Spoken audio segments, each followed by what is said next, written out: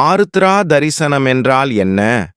பிறப்பே எடுக்காத, ஆதியும் அந்தமும் இல்லாத பரம்பொருளான சிவபெருமானுக்கு திருவாதிரை நட்சத்திரம் உரியது என கூறப்படுவது ஏன்? தமிழில் திருவாதிரை என அழைக்கப்படும் நட்சத்திரம் வடமொழியில் ஆர்த்ரா எனப்படுகிறது.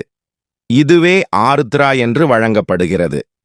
மார்கழி மாதம் திருவாதிரை நட்சத்திர நாளில் அனைத்து சிவாலயங்களிலும் ஆருத்ரா தரிசனம் சிறப்பாக கொண்டாடப்படுகிறது.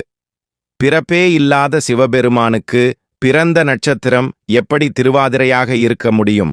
சங்க இலக்கியமான சிலப்பதிகாரம் சிவபெருமானை பிறவா யாக்கை பெற்றோன் பெரியோன் என்று குறிப்பிடுகிறது.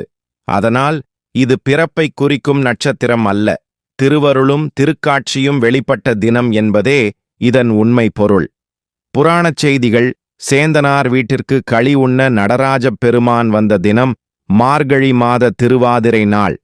அதன் நினைவாக இன்றும் தில்லை நடராஜருக்கு ஆதிரை நாளில் களி படைக்கப்படுகிறது. திரேதாயுகா என்ற பெண் பார்வதி தேவியின் தீவிர பக்தை. திருமணமான 3வது நாளிலேயே அவள் கணவன் உயிரிழந்தான். துயரத்தில் கதறிய அவளின் பிரார்த்தனையை கேட்ட பார்வதி தேவி அவனுக்கு உயிர் அளிக்கச் சபதம் செய்தாள். சிவபெருமான் யமலோகம் நோக்க யமன் அஞ்சித் திரேதாயுகாவின் கணவனுக்கு மீண்டும் உயிர் அளித்தான்.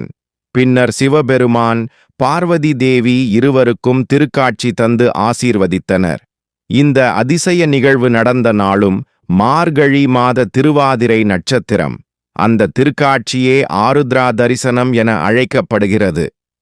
ஆருத்ரா தரிசனத்தின் சிறப்பு சிவராத்திரி. சிவபெருமான் அக்னி வடிவில் வெளிப்பட்ட நாள் ஆருத்ரா. சிவபெருமான் இந்த பூமியில் திருக்காட்சி தந்த நாள். சிவராத்திரியில் வழிபட்டால் பலன், ஆருத்ராவில் தரிசித்தாலே பலன். திருச்சிற்றம்பலம் வரும் நாள் 3/1/2026 ஆருத்ரா தரிசனம்.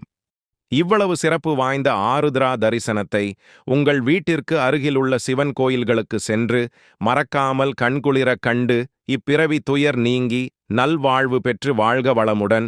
ஓம் நமசிவாய.